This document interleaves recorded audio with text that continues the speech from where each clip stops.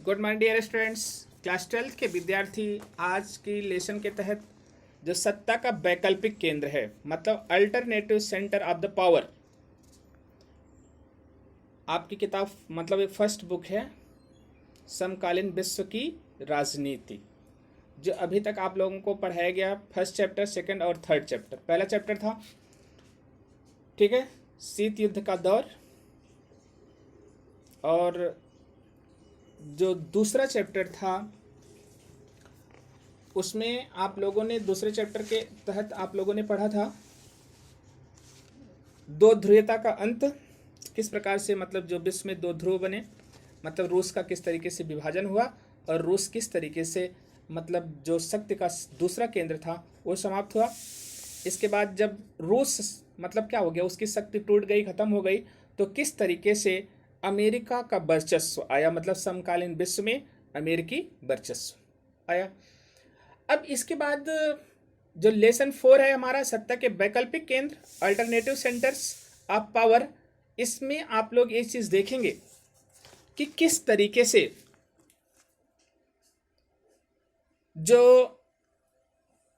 हम पढ़ते हैं इसमें किस तरीके से ये चीज आपको कि जब एक ही ध्रुव बचा विश्व में तो सारे देश के लोगों को एक चीज लगने लगा कि कहीं ऐसा ना हो कि पूरे दुनिया पर केवल एक ही देश का कब्जा हो जाए।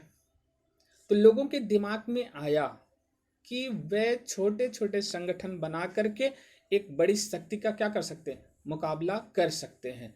अर्थात हम यहाँ पर एक विकल्प लोगों के सामने आया, अल्टरनेटिव चॉइस आया, और वो अल्टरनेटिव चॉइस था बड़ी शक्ति का मुकाबला करने के लिए अगर हम अकेले नहीं कर सकते तो हम क्या कर सकते हैं, गठबंधन बना करके उसका मुकाबला कर सकते हैं या उसके सामने चुनौती रख सकते हैं।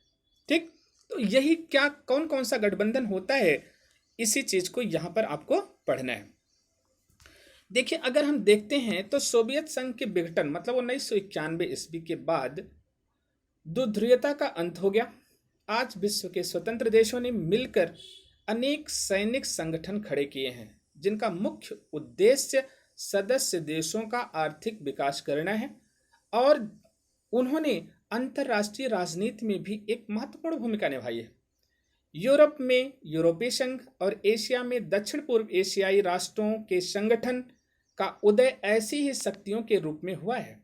दोनों संगठनों के सदस्य देशों ने अपने क्षेत्र में चलने वाली शत्रुता की दुर्बलता को पहचाना और उनके समाधान के लिए अनेक रास्ते निकाले, तथा इसके साथ साथ अनेक आर्थिक विकास के लिए अपने अपने क्षेत्रों में शांतिपूर्ण व सहकारी क्षेत्रीय व्यवस्था विकसित करने के लिए व्यवहारिक प्रयत्न किए, जिसके परिणाम स्वरूप आर्थिक समुदायों की साझी संस्थाएं विकसित हुई।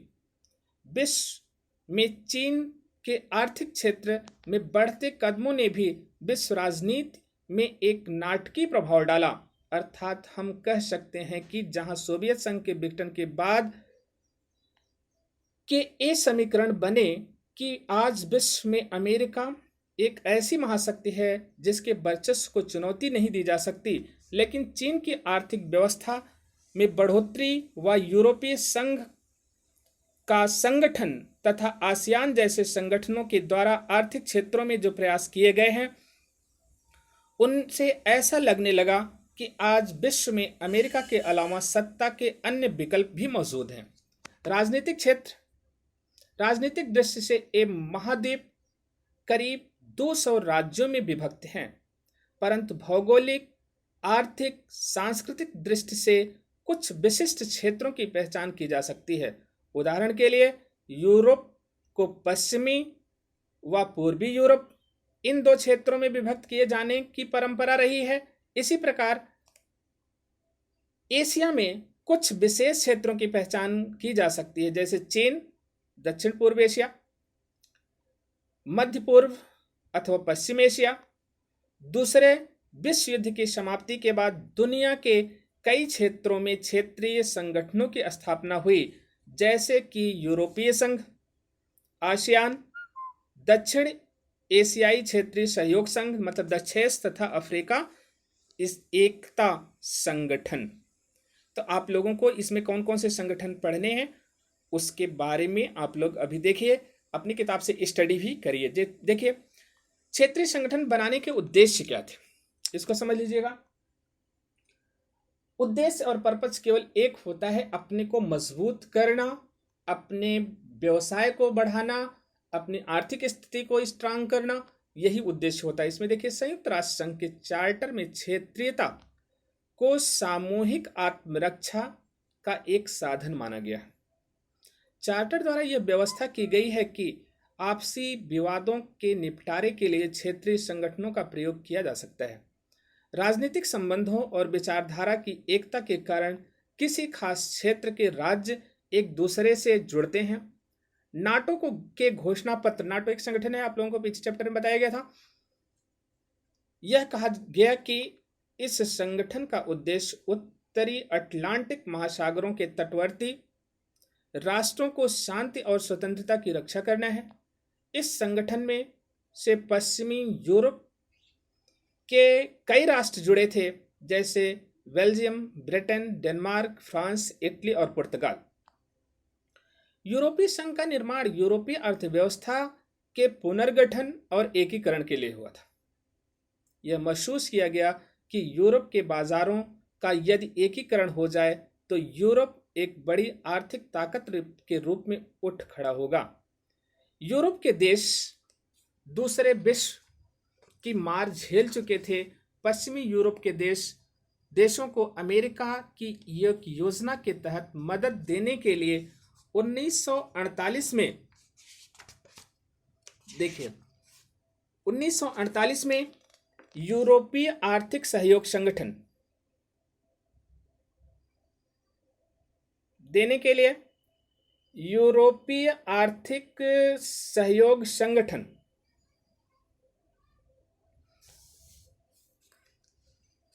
की स्थापना की गई।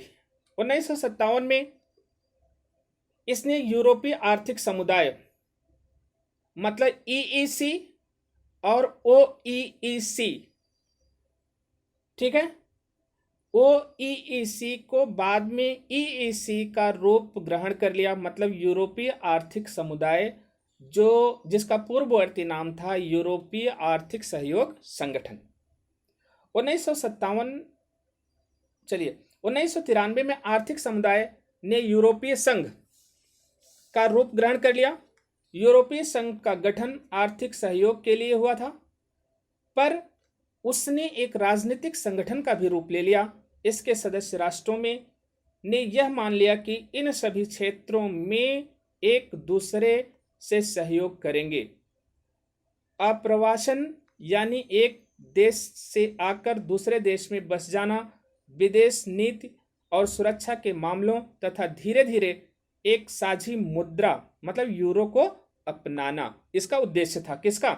यूरोपीय संघ का।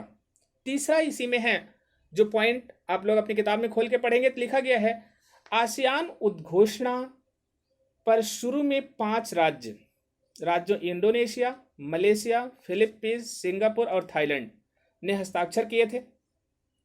बाद में कई और देश इसके सदस्य बने। इस संगठन का उद्देश्य, देखिए आसियान का उद्देश्य बता रहे, आर्थिक, सामाजिक, सांस्कृतिक, तकनीकी और वैज्ञानिक क्षेत्र में आपसी सहयोग को बढ़ावा देना आसियान का उद्देश्य था।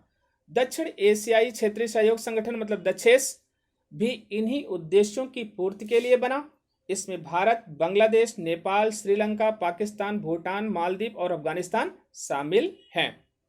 तो आप लोगों को जो मुख्यतः सत्ता के वैकल्पिक केंद्र में पढ़ना है, पहला है यूरोपीय संघ पढ़ना है, आसियान पढ़ना है। आसियान के अलावा आप लोगों को सार्क के बारे में इस चैप्टर में आपको पढ़ाया जाएगा। तो आप लोग सभी लोग सबसे पहले इस चैप्टर को अच्छे से पढ़ लेंगे, अपनी एनसीईआरटी की किताब से पढ़ लेंगे। आप लोगों को एक एक टॉपिक धीरे धीरे बताया जाएगा। Okay, thank you for this class.